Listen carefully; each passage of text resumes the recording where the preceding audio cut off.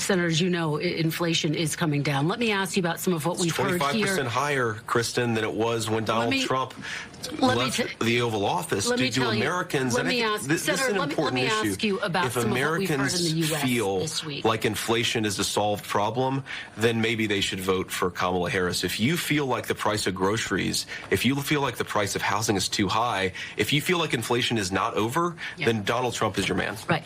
There's no doubt folks believe that groceries are too high. Just making the point that inflation has come down. I agree with those Let me ask you. That's JD Vance, fact-checking NBC host and woman who thinks constantly interrupting her guests passes for journalism, Kristen Welker, after she attempted to push more biased Democrat narratives. Welcome to Nerk News, I'm Nerkish, and it looks like JD Vance has become so good at destroying establishment media hacks that he's now challenging himself by booking them back-to-back in a single day. Because right after his heated interview with CNN's Jake Tapper, Vance took on Kristen Welker and Margaret Brennan. Here he is dismantling the enemy within hoax 1 minute after Welker tried to corner him on it. So this week we learned that China was behind a broad hacking campaign targeting the phones of both presidential campaigns, highlighting the threat that China poses to this country. And yet Donald Trump recently called his domestic political opponents, quote, the enemy from within, and said they are more dangerous than Russia and China.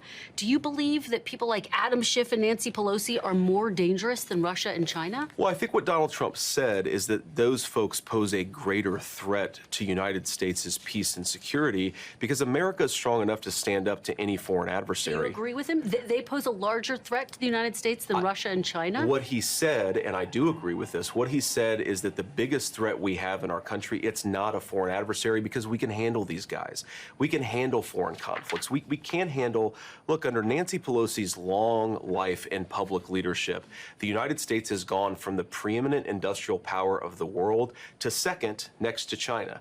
That fundamentally belongs on Nancy Pelosi's shoulders. And if we're going to have a more prosperous country, we've got to recognize our own leadership is why we lost our industrial base to China. Our own leadership is failing to lead this country into peace and prosperity. And of course, Kamala Harris, look, when I look at the biggest threats to America, Kristen, I think the fact that people can't afford groceries, the fact that we can't meet our recruitment goals in the military, the fact that Americans have a wide open southern border, that's a way bigger threat than any foreign threat. And yes, it's caused by broken leadership. You know, one of the real benefits of doing these back-to-back sparring sessions with media hacks like this is that it highlights how scripted their questions are. Every single one of them is combative, rude, and tries to corner Vance on the same issues like this enemy within thing. I mean, just like with Tapper, Welker asked him about this, then the moment he gave an answer, she interrupts and acts incredulous, as if what he had said was completely insane. Because the fact of the matter is, at the end of the day, she's not interested in his response, she's interested in the propaganda she can spin from the small clips that she pulls from the interview.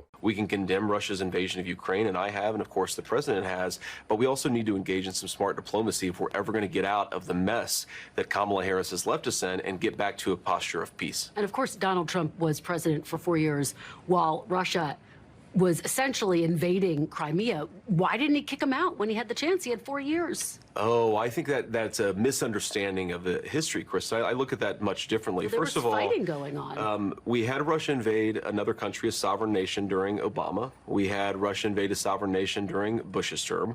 We had Russia invade a sovereign nation during the leadership of Kamala Harris. The one 4-year term where Russia did not launch a full-scale invasion against a neighbor was under the leadership of Donald Trump. We also have to remember, just on that point, if Donald Trump had not given Ukraine javelins, the country would not exist as an independent sovereign nation anymore. So the idea that Donald Trump wasn't sufficiently strong on Russia, I think, is belied by the actual history of the period. You know, Welker might be one of the sleaziest pretend journalists out there. It's funny how essentially evade has become the new mostly peaceful for people like her, because she knows full well the history of this, but is simply disseminating cheap propaganda to serve her liberal masters. Thankfully, Vance was locked and loaded for her dishonest BS. But let me know what you think. Which one of the 3 Vance interviews did you think was the most dishonest? Let me know in the comments, and if you enjoyed this video, please give it a like and subscribe to the channel. That stuff really does help us out. Until then, this has been Nerk News. Thanks for watching. Bye!